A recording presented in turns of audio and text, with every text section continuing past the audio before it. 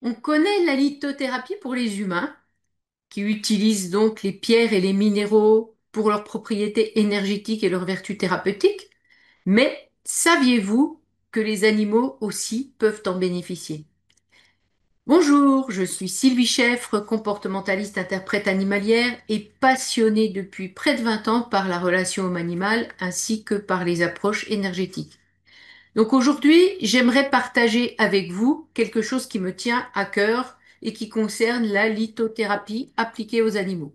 Donc on connaît bien les pierres pour leurs effets sur les humains, mais qu'en est-il pour nos compagnons animaux? Alors moi, mon chemin m'a amené à explorer de nombreux outils énergétiques pour accompagner les humains et les animaux, notamment les fleurs de bac, la communication animale, le reiki, le jinshinjitsu, la radiesthésie. Et toutes ces pratiques m'ont permis de mieux comprendre l'univers subtil dans lequel nous évoluons. Et naturellement, j'en suis venue à la lithothérapie, fascinée par la diversité des pierres et leurs effets. Mais je m'en suis un petit peu détournée à cause de la complexité pendant une période, notamment en termes de purification, de rechargement, qui étaient très différents d'une pierre à l'autre, aussi parce que certaines pierres ont des inconvénients, et là où les fleurs de bac proposent 38 élixirs, les pierres se comptent par centaines, avec des propriétés parfois proches, parfois complémentaires et parfois aussi incompatibles. Donc c'est nettement plus complexe que d'autres outils. Et je m'en étais désintéressée pendant un moment et maintenant, avec mon évolution personnelle, je m'en suis complètement rapprochée. Et puis j'ai trouvé également comment faciliter le rechargement et la purification en utilisant des méthodes qui conviennent pratiquement à toutes les pierres. Et donc on se pose beaucoup moins de problèmes et on se torture beaucoup moins le cerveau pour savoir s'il faut recharger avec de l'eau, pas d'eau, du sel, du soleil, de la lune, de la terre, de la fumigation. Enfin voilà.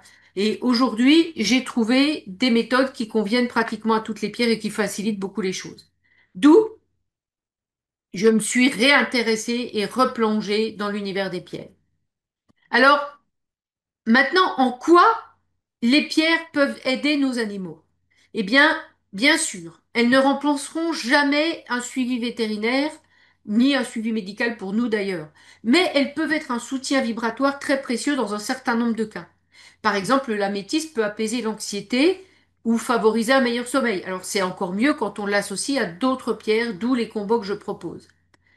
Le quartz rose, par exemple, apporte douceur, confiance, un sentiment de sécurité affective également. La citrine, la fluorine, la pierre du soleil sont des pierres qui apportent énormément de vitalité et d'énergie lumineuse. Et puis vous avez aussi, bien entendu, toutes les pierres de protection, l'œil de tigre, la tourmaline, la labradorite, etc., qui apportent soit protection, soit ancrage, soit les deux. Et comme nos animaux sont de véritables éponges à émotions, eh bien, ils ressentent aussi nos états d'âme. Ils nous renvoient parfois un effet miroir. Et les pierres peuvent aussi agir à la fois sur eux et sur nous en effet miroir, en prenant les mêmes pierres de manière à harmoniser la relation et retrouver un équilibre partagé. C'est cela qui fait que c'est très intéressant d'utiliser la lithothérapie et personnellement, je l'utilise de plus en plus. Mais, parce qu'il y a un mais. Attention, parce que contrairement par exemple aux fleurs de bac qui sont sans danger parce que sans contre-indication ni surdosage et où on peut se tromper, les pierres demandent beaucoup plus de prudence. Certaines peuvent avoir des contre-indications et va falloir prendre des grandes précautions. Par exemple, la malachite, il va falloir éviter qu'elle soit mouillée parce qu'elle contient notamment par exemple du cuivre. Et puis bien d'autres pierres également, il y a des choses pour lesquelles il va falloir faire attention et où il ne va pas falloir mélanger certaines pierres ensemble. Et puis, vous avez aussi quelque chose qui ne se produit pas avec les fleurs de bac à ma connaissance, c'est que beaucoup de pierres sur le marché sont fausses. Soit ce sont des pierres qui sont reconstituées avec de la résine, soit ce sont des pierres qui sont teintées artificiellement, soit elles sont carrément en plastique.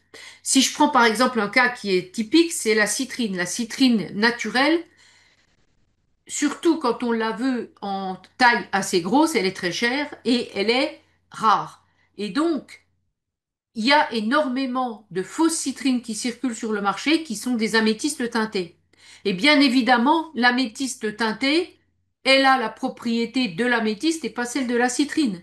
Et en étant teintée, en plus, elle n'a même plus celle de l'améthyste. Donc en fait, c'est joli, Donc quelqu'un qui veut acheter un objet joli mais qui ne cherche pas les propriétés vibratoires de la pierre, ça pourra lui convenir.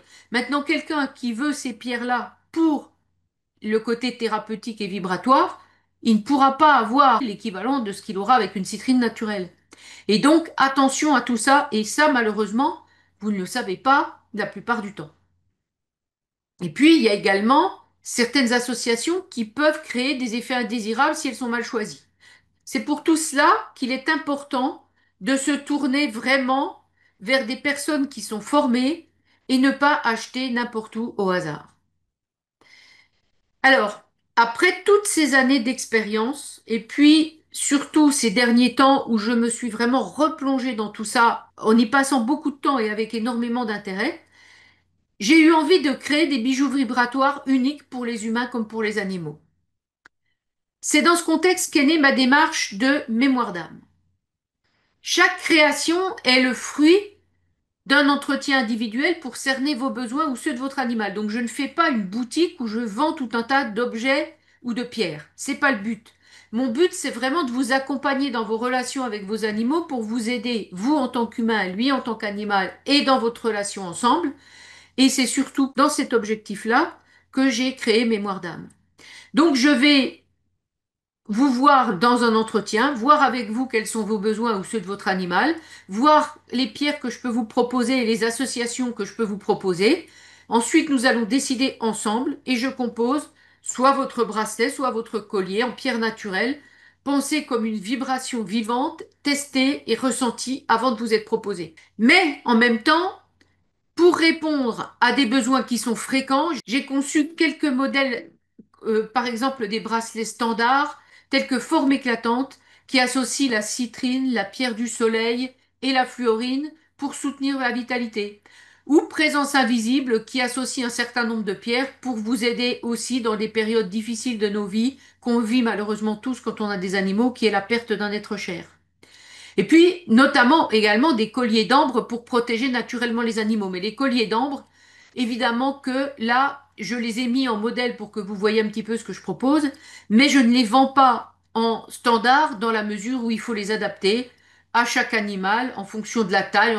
On ne mettra pas les mêmes tailles de pierre pour un York et pour un Danois. Donc, on va devoir adapter à la fois la taille des pierres, à la fois le nombre de pierres, à la fois la dimension du collier et puis aussi, par exemple, les fermoirs, la solidité de ce qu'on va prendre.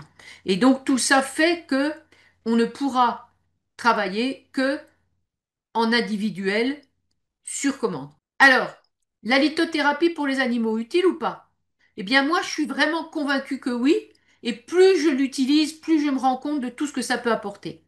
Si elle est utilisée avec conscience et discernement, parce qu'il faut faire attention à ce qu'on fait. Et aujourd'hui encore, tous mes chiens portent des colliers d'ambre que j'utilise à la fois pour leur action vibratoire, mais également pour leur effet naturel contre les parasites et en anti-inflammatoire également. Parfois, j'y ajoute aussi des pierres. Par exemple, en anti-inflammatoire, je vais ajouter certaines pierres, en protection d'autres pierres, ou alors je vais leur mettre deux colliers, un collier d'ambre antiparasitaire et peut-être inflammatoire, et puis par exemple un petit collier de protection si je sens qu'ils en ont besoin. Alors, si vous voulez en savoir plus, eh bien, je vous invite à lire mon article complet sur le blog. Je vais vous mettre le lien en description de cette vidéo.